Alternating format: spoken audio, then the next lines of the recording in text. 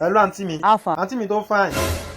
Níbo lẹ wà mà? Ó wà nù kitchen mo ń dáná ni. Kí ni nǹkan tẹ́ ń sè? Oúnjẹ tó fresh pa ni. Ẹ ṣàṣe kó dàbí yín. Ìtumọ̀ yẹn. Ẹ ṣe kó dùn. Ó ti gbọ́ ẹ. Àbí kí n tiẹ̀ máa bọ̀ nílé yín ni. Wá bá mi. Kí n tiẹ̀ wá gan. Kí ló dé? Mo ń wá kan látijọ́ ìnìjàre. Kò dé pè mí. Mi fẹ́ kí ẹ explode ni. Bí ti báwo. Ó lè bí yín nínú ni. Láyé. Ok, ṣé ó ṣeé ṣe kéèyàn orí kan tó ń dùn mọ́ yẹn nú ládùúgbò yín? Ó ṣeé ṣe. Ẹ ṣọ́. Mo ṣọ́. Ẹ sọ pé Ọlọ́run. Ọlọ́run bá ń gbọ́. Ó dáa, ṣé mo lè rí kéèkì tó gbóná tó ń yoru? Ẹ kò ṣe mọ́ mi. Tani ẹ? Torí pé mo wá kéèkì gbóná. Ọ̀gbẹ́ni gbẹnu sọ́jà rẹ̀. Ṣé ẹ tiẹ̀ máa jẹ́ kí n sọ̀rọ̀ náà? Kí ni nǹkan tó wà lẹ́nu ẹ̀ tó fẹ́ sọ? You know why I'm looking for it? Tell me. Ṣebí torí pé níjẹ́ birthday Akínyẹmí àdúrà mo dúpẹ́ ni.